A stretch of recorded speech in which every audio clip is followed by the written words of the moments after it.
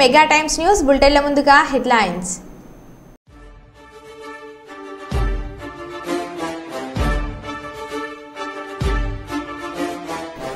మంజీర barrage ను సందర్శించిన రాష్ట్ర వైద్య ఆరోగ్య శాఖ మంత్రి దామోదర్ రాజనరసింహ.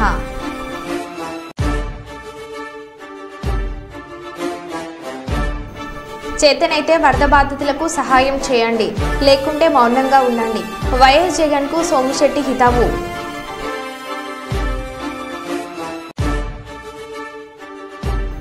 మానేరు బ్రిడ్జ్ కాల్వ శ్రీరాంపూర్లోని ప్రమాద సంఘటన ప్రాంతాలను సందర్శించిన police commissioner M Srinivas.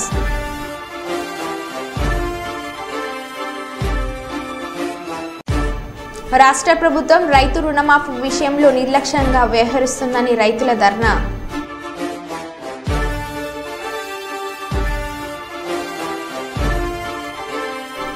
Akeru వాగు ఉధృతంగా ప్రవహించడంతో గంగమ్మ తల్లి పెద్దమ్మ గుడి ఆలయాలను ముంచెత్తిన వరద నీరు.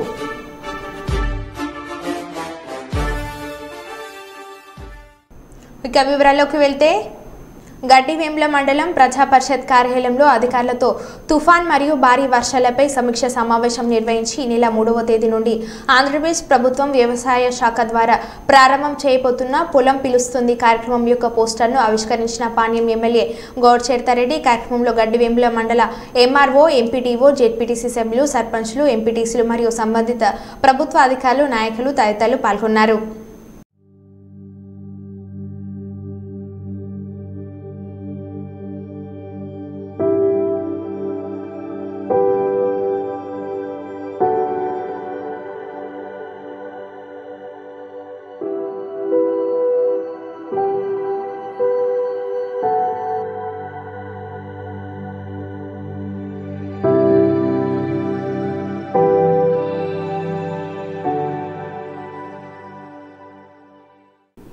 సంగారెడ్డి జిల్లాలోని మంజీర బ్యారేజ్ పూర్తి నీటి సామర్థ్యం 1.5 టీఎంసీలు కాగా బ్యారేజ్ పూర్తిగా నిండడంతో ఒక గేటు ఎత్తి నీటిని కిందికి వదులుతున్నట్లు తెలిపారు. ప్రాజెక్టులోకి ఇన్ఫ్లో 2300 క్యూసెక్లు ఉండగా అవుట్ఫ్లో 3100 క్యూసెక్లు నీటిని కిందికి వదులుతున్నట్లు మంత్రి తెలిపారు. దీంతో మంజీర తీర గ్రామాల ప్రజలను అప్రమత్తం చేయాలని అధికారులకు సూచించారు. వర్షాకాలంలో సహాయక చర్యలు చేపట్టడానికి జిల్లా స్థాయిలో రంగారెడ్డి కలెక్టరేట్లో ప్రత్యేకంగా కంట్రోల్ రూమ్ ఏర్పాటు చేసినట్లు తెలిపారు. కంట్రోల్ రూమ్ కు వచ్చే ఫిర్యాదులపై అధికారులు తక్షణమే స్పందించి అవసరమైన అన్ని రకాల చర్యలు చేపడుతున్నట్లు తెలిపారు. ఈ కార్యక్రమంలో జిల్లా ఎస్పీ రూపేష్, ఇరిగేషన్ ఎస్సీ ఏసయ్య, జిల్లా అటవీ శాఖ అధికారి శ్రీధర్రావు, సంబంధిత శాఖల అధికారులు తదితరులు పాల్గొన్నారు.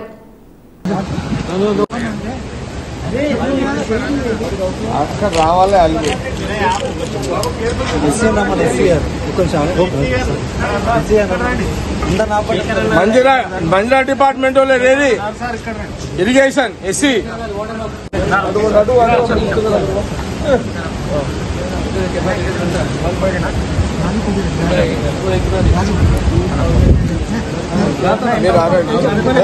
కొంచెం దూరం ఫోటో కొడితే మరి ఏం దుండికి వచ్చినట్టు ఎందుకు పెడతారు?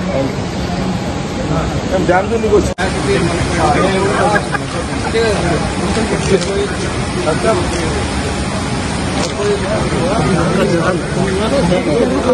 నేను ఎక్కడ జరగాలి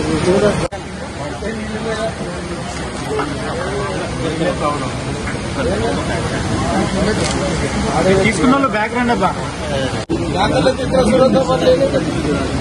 అన్న జర కింది నుంచి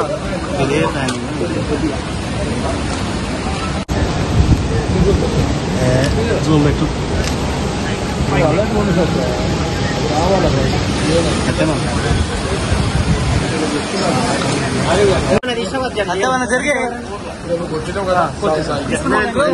వెళ్ళిపోతుంది సార్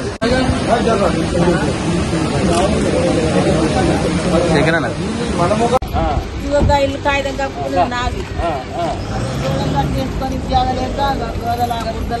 ఏం కావాలో చెప్పు. నాకు ఇల్లు జాగలేదు. ఇది ఈ జాగ ఉంది కదా, కట్టుకోగలరా? ఇల్లు జాగా కట్టుకుంటా. నాకు మంచి నీళ్ళు మస్తు కూడా నీళ్ళల్లో పడి చనిపోయింది. అక్షరాల నుంచి ఇల్లు ఇస్తామన్నట్టు ఇల్లు లేదు. మళ్ళా భూమి ఇస్తామన్నట్టు భూమి లేదమ్మా. నాకు అవన్నీ సరే. ఇప్పుడు ఇదేంది ఇప్పుడు ఈ కథ ఈ మంత్రుల ద్వారా ఈ ఇమ్మంటున్నా ఇల్లు కట్టుకుంటాను. మాట్లాడి పట్టు కట్టుకొని ఊరుకోరు. చెప్పు చెప్పు, ఏం పేరు ఇది? నరసమ్మ. నరసమ్మ. దుర్గాల నరసమ్మ. నా భర్తుంది దుర్గాల నరసమ్మ.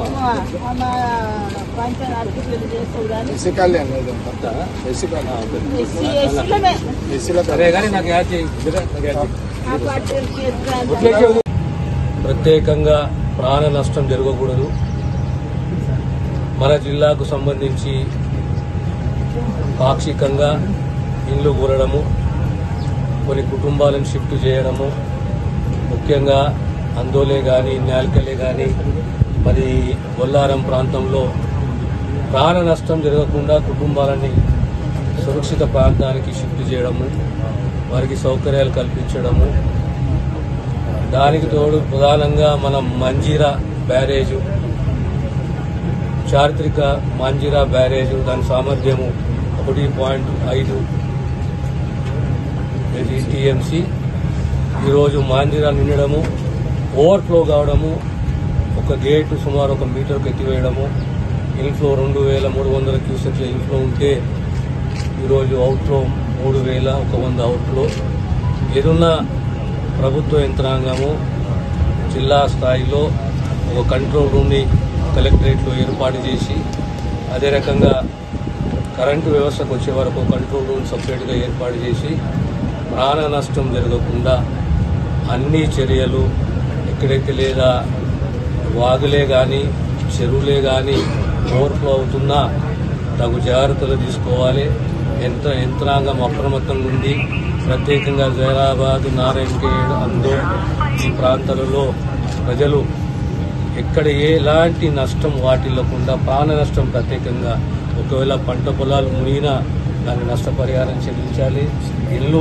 ఇల్లు పాక్షికంగానే కాబట్టి పూర్తిగా నష్టపోయిన వారికి ఇల్లు మంజూరు చేయాలి.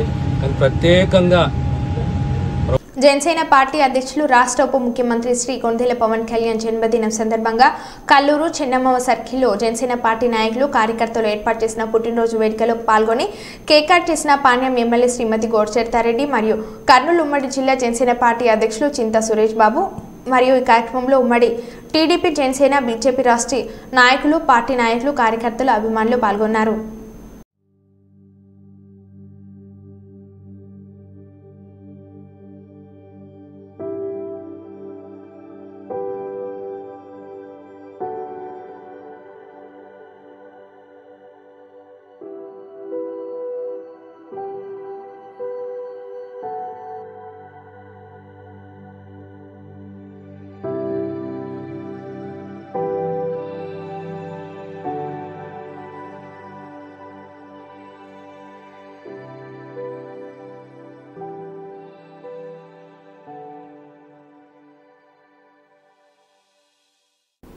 డెబ్బై 75 ఏళ్ల కుర్రోడు కష్టంలో సుఖంలో ఇప్పుడు నీ వెంటే నేను ఉంటా అలుపెరిగా నీ లీడర్.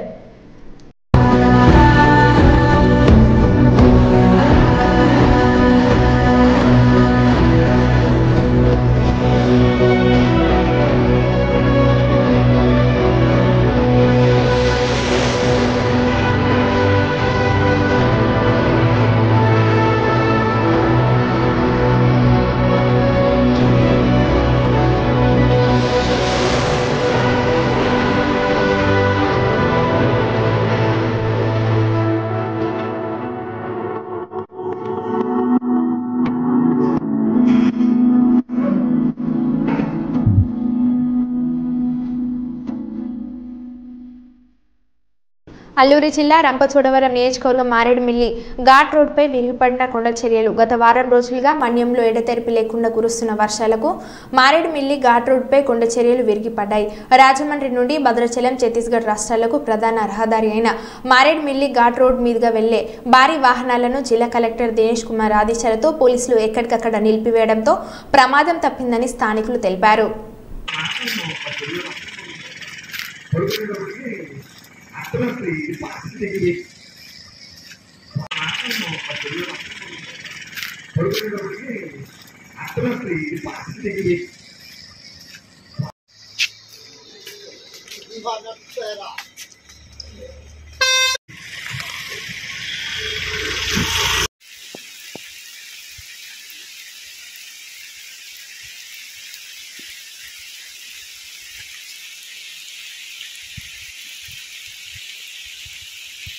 పెద్దపల్లి జిల్లా అంతర్గ మండలంలోని శ్రీపాద ఎల్లంపల్లి జలాశయానికి అధిక మొత్తంలో వరద నీరు వచ్చి చేరుతుందని సోమవారం తెల్లవారుజామున సుమారు 4 గంటల 30 నిమిషాల ప్రాంతంలో 30 గేట్లు ఎత్తి 3,50,000 క్యూసెక్ల నీటిని దిగువకు విడుదల చేయగా భారీ వర్షాలతో ఎగువన ప్రాంతం నుండి పెద్ద ఎత్తున నీరు ప్రాజెక్టులోకి వచ్చి చేరుతుందని సోమవారం ఉదయం రామగుండం సిఐటి ప్రవీణ్ కుమార్ ఎస్ఐబి వెంకట్లు ప్రాజెక్టును సందర్శించారు. అనంతరం సీఏ మాట్లాడుతూ ఎల్లంపల్లి ఎగువ ప్రాంతం నుంచి అధిక వరద కారణంగా దిగువకు 5 లక్షల క్యూసెక్ల నీటిని వదిలే అవకాశం ఉందని, కావున దీనిని అందరూ గమనించి రహదారి గుండా వాహనాల రాకపోకలు నిలిపివేయడం జరిగిందని, అత్యవసరమైతే 100కు ఫోన్ చేయాలని సూచించారు.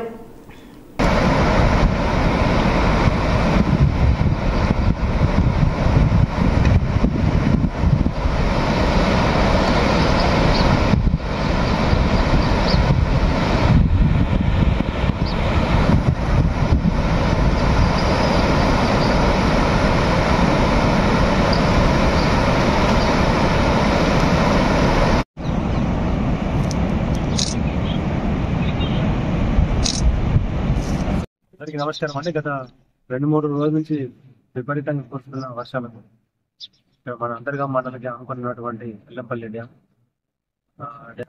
కెపాసిటీ ప్రకారంగా నిండిందని ఇక్కడ 30 గేట్లు కూడా తీశారు. సో వాటర్ ఒక 5 లక్షల క్యూసెక్ నీళ్లు కిందికి వదులుతున్నారు. సో లోతట్టు ప్రాంతానికి ఉన్నటువంటి ఎవరు కూడా డ్యామ్ చూడడానికి కానీ చేపలు పట్టడానికి కానీ ఈతకి కానీ వెళ్ళకూడదు. పోలీస్ వారి సూచనలు అన్ని సూచన తప్పకుండా పాటించారు. సో అప్రమత్తంగా ఉండని, ఏమన్నా అనివార్య కారణాలు ఏమన్నా అవసరం ఉంటే 100 డయల్ చేయండి. ఎప్పుడు మీకు పోలీసు అందుబాటులో ఉంది. ధన్యవాదాలు. నమస్తే. ఓర్వకల్లి మండలం హుస్సేనాపురం గ్రామంలో టీడీపీ కార్యకర్త వడ్డే బాలన్న గుండెపోటుతో మృతి చెందడంతో విషయం తెలుసుకుని అతని పార్థివ దేహానికి పూలమాలలు వేసి నివాళులర్పించిన కుటుంబ సభ్యులను పరామర్శించిన టీడీపీ సీనియర్ నాయకులు నందికొట్కూరు నియోజకవర్గం టీడీపీ ఇన్ఛార్జ్ గౌరవ్ వెంకటరామరెడ్డి మరియు టీడీపీ నంద్యాల జిల్లా అధ్యక్షులు మల్లెల రాజశేఖర్, మాజీ మార్కెట్ యార్డ్ చైర్మన్ పెరుగు పురుషోత్తం రెడ్డి, తెలుగు యువత రాష్ట్ర ప్రధాన కార్యదర్శి ప్రభాకర్ యాదవ్, గ్రామ నాయకులు జయకృష్ణ, మహబూబ్ పాషా నివాళులు అర్పించారు. కర్నూలు కొత్తపేటలోని కర్నూలు 2 టౌన్ పోలీస్ స్టేషన్ పక్కన ఉన్న ఎస్పీ క్యాంప్ కార్యాలయంలో శ్రీజీ బిందు మాధవ్ ఐపీఎస్ సోమవారం ప్రజా ఫిర్యాదుల పరిష్కార వేదిక కార్యక్రమం నిర్వహించారు. జిల్లాలోని వివిధ ప్రాంతాల నుండి ప్రజా ఫిర్యాదుల పరిష్కార వేదిక కార్యక్రమంకు వచ్చిన ప్రజా సమస్యల నిధులను స్వీకరించి ఫిర్యాదుదారులతో జిల్లా ఎస్పీ మాట్లాడి వారి యొక్క సమస్యలను అడిగి తెలుసుకున్నారు.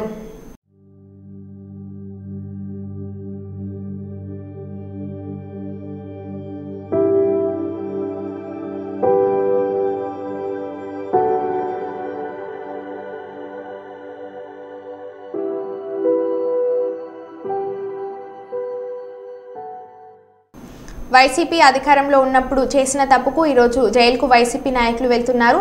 అధికారం అహంకారంతో ఈరోజు తప్పుడు కేసులు పెట్టి టీడీపీ నాయకులు కార్యకర్తలపైన కేసులు పెట్టి వేధించుకుంటున్నారు. వైసీపీ లాగా తప్పుడు కేసులు పెట్టే సంస్కృతి చంద్రబాబుకి లేదు. ఈరోజు మాజీ రెస్కో చైర్మన్ సెంథిల్ కుమార్ని అరెస్ట్ చేస్తే ఒక్కరు కూడా ఖండించలేదు అంటే ఇప్పుడు నియంతలాగా ప్రవర్తించడమే. చంద్రబాబుని సొంత నియోజకవర్గం వస్తే అడ్డుపడ్డారు, అప్పుడు తెలియలేదని అన్నారు.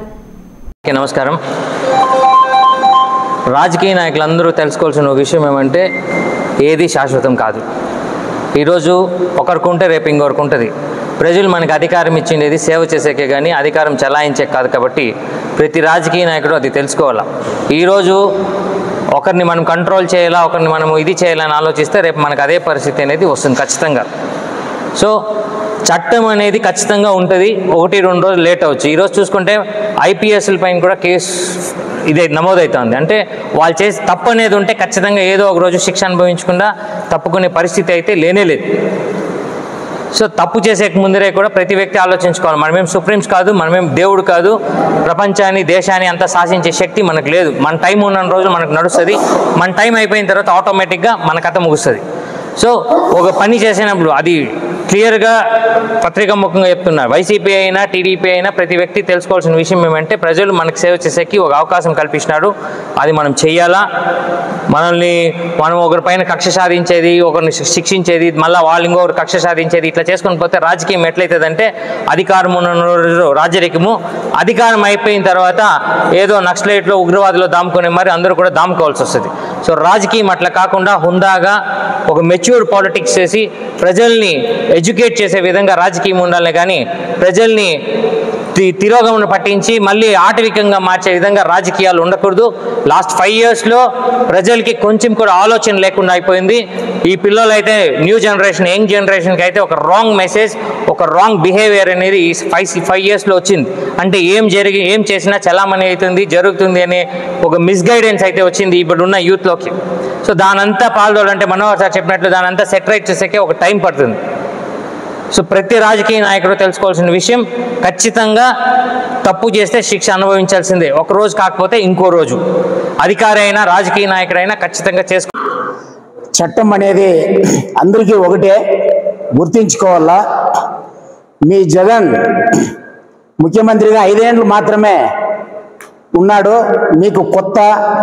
మాకు చంద్రబాబు నాయుడు 20 ఏళ్ళ ముఖ్యమంత్రి కింద మేము పనిచేసిన వాళ్ళు. ఈ కుప్పం నియోజకవర్గంలో ఇంతవరకు చంద్రబాబు నాయుడు ఎప్పుడు కూడా రాజకీయం చేయలేదు, రాజకీయం చేసే కూడా ఆయన వదలలేదు. ఎవరిపైన కూడా ఇంతకు ముందు 15 ఏళ్ళు ముఖ్యమంత్రిగా ఉన్నప్పుడు ఏ కాంగ్రెస్ నాయకుల పైన కానీ వైసీపీ నాయకుల పైన కానీ ఎవరిపైన కానీ తప్పుడు కేసులు పెట్టి పక్క రాష్ట్రం తిప్పి అందరూ దాముకునే పరిస్థితి ఇంతవరకు చంద్రబాబు నాయుడు అనే వ్యక్తి ఎవరిపైన కక్ష సాధింపు అనేది ఇంతవరకు తీసుకోలేదు, ఇంతవరకు చేయలేదు. ఆయన అభివృద్ధి అనేది అందరికీ పోయి చేరాలా. ఇక్కడ ఎవరు రాజకీయం చేయొద్దంట, అభివృద్ధి అందరికి పోయి వైసీపీ వాళ్ళు కానీ కాంగ్రెస్ వాళ్ళు కానీ వాళ్ళు కూడా మాకు తెలియకుండా కూడా ఇక్కడి నుంచి విజయవాడ పోయి హైదరాబాద్ పోయి పనులు చేసుకోవచ్చు, బాగుపడిన వాళ్ళు చాలా మంది ఉన్నారు కాంగ్రెస్ వాళ్ళు. మీ చేతికి 5 ఏళ్ళు ముఖ్యమంత్రి పదవులు వచ్చే వేళకు, మీకేదో చిన్న చిన్న పదవులు వచ్చే వేళకు మా బీసీ నియోజకవర్గ నాయకుడు మురళి అనే పిల్లోడిని కిడ్నాప్ చేసుకోపోయి ఇంట్లో వేసుకొని గాడిదని తన్నట్లు తన్నారు. అప్పుడు మీకు చట్టం గుర్తుకు రాలేదా? పోలీసు వ్యవస్థలను అడ్డు పెట్టుకొని సర్వనాశనం చేసినారు కుప్పం వ్యవస్థని, కుప్పం ప్రజల్ని. ఎవరు కూడా నెమ్మదిగా సంతోషంగా అనేది ఇంతవరకు లేదు. ఒక నాయకుడు మా చంద్రబాబు నాయుడు కుప్పంలో 40 ఏళ్ళ ముఖ్యమంత్రిగా, 40 ఏళ్ళు ఎమ్మెల్యేగా, 20 ఏళ్ళు ముఖ్యమంత్రిగా ఉన్న వ్యక్తి ఈ కుప్పానికి అడుగు తినేకి వస్తావా? ఎవరయ్యా అడుగు తినేకి వచ్చేది కుప్పంలో? ఆయన అభివృద్ధిని అందరూ అనుభవిస్తూ ఉన్నారు. వైసీపీ వాళ్ళు కానీ, బీజేపీ వాళ్ళు కానీ, జనసేన వాళ్ళు కానీ, ప్రజలు మొత్తం ఆయన చేసిన అభివృద్ధిని మొత్తం అనుభవిస్తూ ఉన్నారు. ఒక్కరోజు సమాచార చట్టం కింద రెస్కో ఆఫీస్కి మేము సమాచారం చట్టం పెట్టేకపోతే మమ్మల్ని నిలదీసి వాళ్ళ ఇంట్లోకి ఎవరెవరు పోయినారో వాళ్ళ ఇంటికి కరెంట్లు కట్ చేసి వాళ్ళని ఎత్తుకొచ్చి లోపలేసుకొని చిత్రహింసలు పెట్టినారు. ఇదేనా మీరు చేసే పద్ధతి? ఈ కుప్పం నియోజకవర్గంలో ఎప్పుడైనా ఇన్ని వ్యక్తుల మీద, ఇన్ని కార్యకర్తల మీద ఎప్పుడైనా చంద్రబాబు నాయుడు ముఖ్యమంత్రిగా ఉన్నప్పుడు కానీ, ఎమ్మెల్యేగా ఉన్నప్పుడు కానీ ఒక్క వైసీపీ వాళ్ళ మీద, ఒక్క కాంగ్రెస్ వాళ్ళ మీద ఎప్పుడు ఒక్క కేసు పెట్టలేదు. ఎవరి జోలికి కూడా. ముఖ్యమంత్రి చంద్రబాబు ఆదేశాల మేరకు ఎమ్మెల్సీ కంచెల శ్రీకాంత్ సూచనల మేరకు ప్రజల వద్దకు పాలనలో భాగంగా కుప్పం మున్సిపాలిటీలో సమస్యలు పరిష్కరించేందుకు సమస్యల పరిష్కార వేదిక కార్యక్రమం నిర్వహించడం జరుగుతుందని మున్సిపల్ కమిషనర్ శ్రీనివాస్ తెలిపారు. ఈ సందర్భంగా ఆయన మాట్లాడుతూ ఈ నెల 4వ తేదీ నుండి వార్డుల వారీగా ప్రజా సమస్యల పరిష్కార వేదిక కార్యక్రమం నిర్వహించడం జరుగుతుందన్నారు. ప్రజలందరూ ఈ అవకాశాన్ని సద్వినియోగం చేసుకోవాలని సూచించారు. అక్టోబర్ 8వ తేదీ వరకు ప్రజా ఫిర్యాదుల పరిష్కార వేదిక కార్యక్రమం నిర్వహిస్తామని అన్నారు.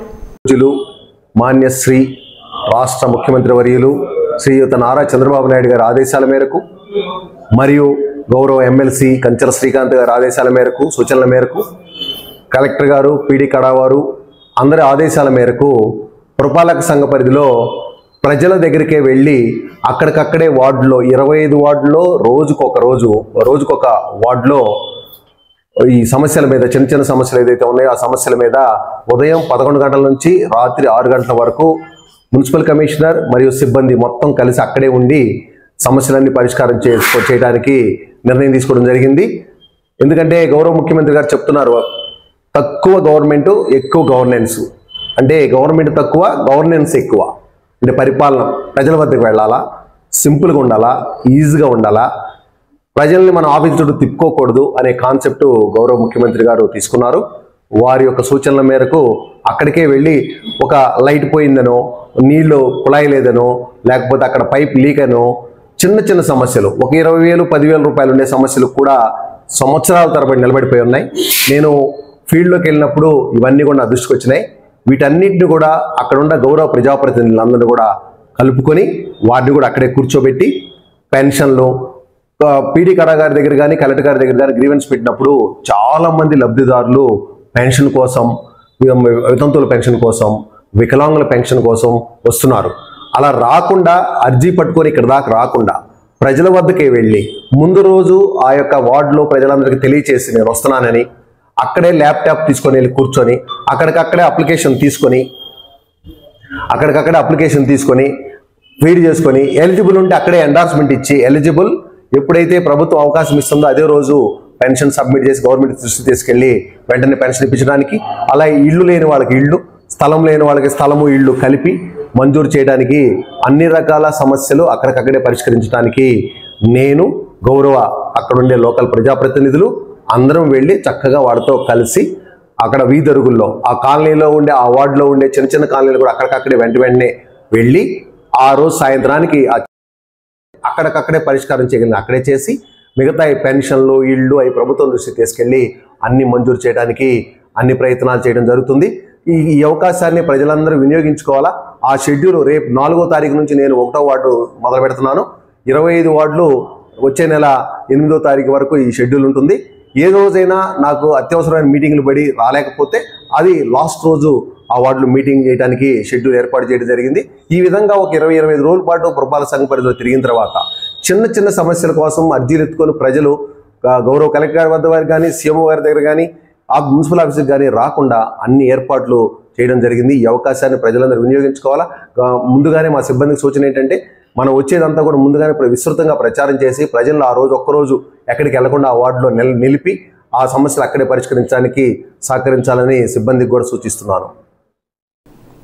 తూర్పుగోదావరి జిల్లా అనపర్తి నియోజకవర్గం పాలమూరులో శ్రీదేవి ఫంక్షన్ హాలులో శ్రీ నల్లమిల్లి మూలారెడ్డి చారిటబుల్ ట్రస్ట్ మరియు జిఎస్ఎల్ డెంటల్ కాలేజ్ మరియు హాస్పిటల్ వారి ఆధ్వర్యంలో ఉచిత మెగా దంత వైద్య శిబిరంను ప్రారంభించిన అనపర్తి శాసనసభ్యులు నల్లమిల్లి రామకృష్ణారెడ్డి ప్రముఖ జిఎస్ఎల్ వైద్యులచే ప్రజలకు పరీక్షలు చేసి వారికి మెరుగైన వైద్యం కోసం జిఎస్ఎల్కు తరలించడం జరుగుతుందని అన్నారు.